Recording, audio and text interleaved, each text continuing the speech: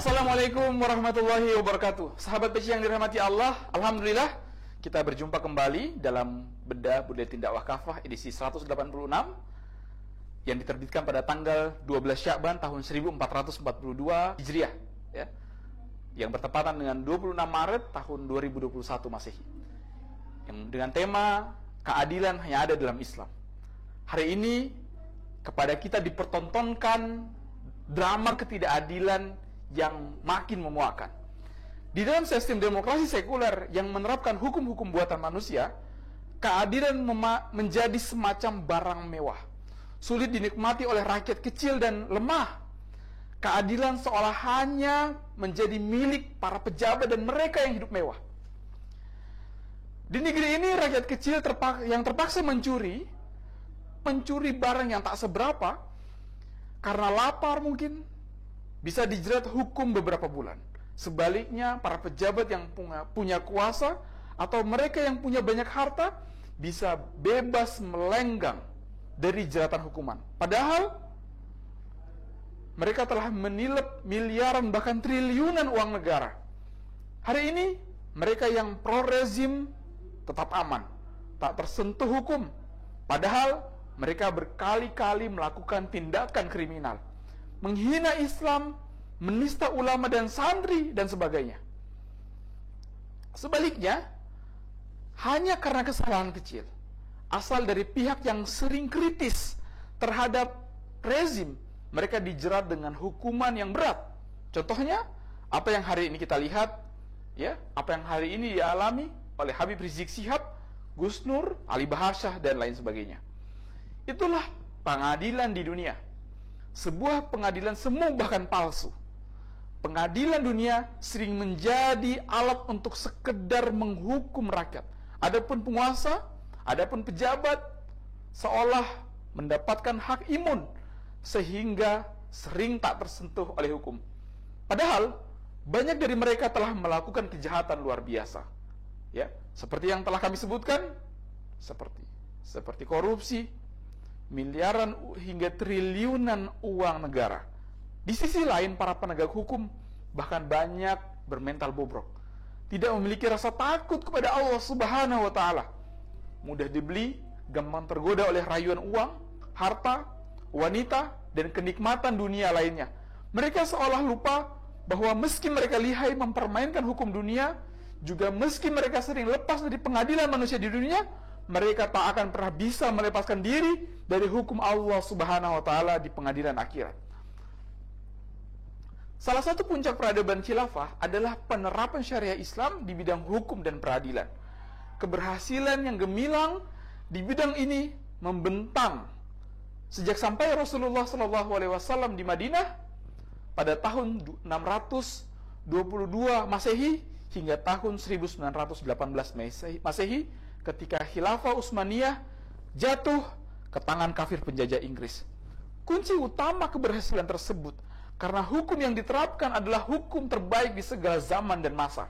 Itulah hukum Allah Subhanahu wa Ta'ala.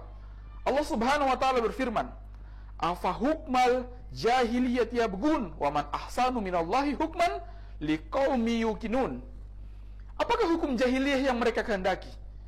Hukum siapakah yang lebih baik dari hukum Allah bagi orang-orang yang yakin?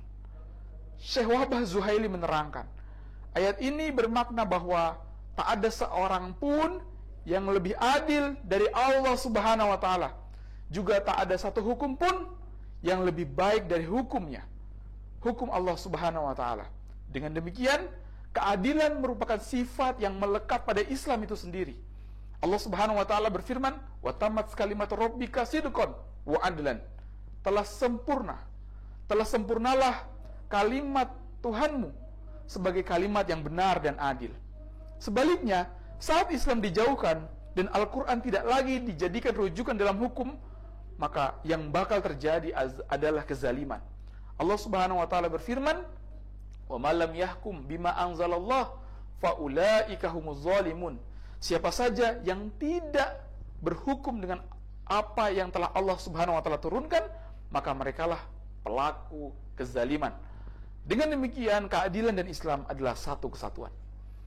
Tidak aneh jika para ulama mendefinisikan keadilan atau al-adlu sebagai sesuatu yang tak mungkin terpisah dari Islam.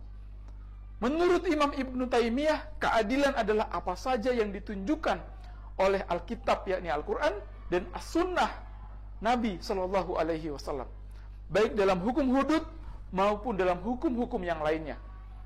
Tak sedikit tinta emas menggoreskan catatan sejarah yang membuktikan bahwa adanya keadilan di tengah masyarakat Islam. Di antaranya adalah kisah sengketa baju besi Khalifah Ali bin Abi Thalib dengan seorang laki-laki Yahudi, Imam Al-Hakim, bahwa baju besi Ali radhiyallahu anhu hilang di perang Jamal. Ali radhiyallahu anhu dan orang Yahudi lalu mengajukan perkara itu kepada hakim bernama Syuraih. Ali mengajukan saksi seorang bekas budaknya dan Hasan anaknya. Hakim Syuraih berkata, "Kesaksian bekas budakmu saya terima, namun kesaksian Hasan anakmu saya tolak." Ali radhiyallahu anhu berkata, "Apakah kamu tidak pernah mendengar Rasulullah Shallallahu Alaihi Wasallam bersabda bahwa Hasan dan Husain adalah penghulu para pemuda penghuni surga?" Hakim Syuraih tetap menolak kesaksian Hasan, lalu memenangkan si Yahudi. Syuraih kemudian berkata kepada Yahudi itu, "Ambillah baju besi itu." Namun Yahudi itu berkata, "Amirul Mukminin bersengketa denganku." Lalu ia datang kepada hakim kaum muslim. Kemudian hakim memenangkan aku dan Amirul Mukminin menerima keputusan itu. Demi Allah, Andalah yang benar. Ini memang baju besi Anda, wahai Amirul Mukminin. Baju besi itu jatuh dari unta Anda, lalu aku ambil. Aku bersaksi bahwa tiada Tuhan yang patut disembah kecuali Allah dan bahwa Muhammad adalah Rasulullah. Ali berkata, "Karena Anda sudah masuk Islam, kuberikan baju besi itu untukmu." Sahabat peci yang dirahmati oleh Allah Subhanahu wa taala, kisah ini menunjukkan bahwa keadilan telah ditegakkan oleh seorang yang bersengketa adalah seorang kepala negara Islam dengan rakyat biasa yang non-muslim. Hukum syariah memang tidak membenarkan kesaksian seorang anak untuk bapaknya. Inilah prinsip syariah yang dipegang oleh Hakim Syuraih ketika mengadili perkara tersebut. Keadilan seperti inilah yang dulu benar-benar diwujudkan oleh khilafah tatkala menerapkan syariah Islam secara kafah di tengah masyarakat. Keadilan dirasakan tak hanya oleh umat Islam, namun juga oleh kaum non-muslim. Fakta tadi sangat bertolak belakang dengan situasi umat Islam sekarang, terutama setelah khilafah Islam di Turki dihancurkan pada 3 Maret tahun 1924. Sejak saat itu, syariah Islam dicampakkan. Hukum yang diterapkan bukan lagi syariah Islam, melainkan hukum-hukum yang dibuat oleh manusia. Akibatnya, mereka jauh dari hukum Allah Subhanahu wa taala. Dengan sendirinya, mereka jauh dari keadilan. Sebaliknya, mereka terus-menerus ditimpa berbagai kezaliman dan dipaksakan dan dilegitimasi atas nama sistem kufur demokrasi. Sampai kapan semua ini berakhir? Tentu sampai umat Islam kembali menerapkan syariah Islam secara kafah dalam seluruh aspek kehidupan. Wallahu a'lam bishawab. Assalamualaikum warahmatullahi wabarakatuh.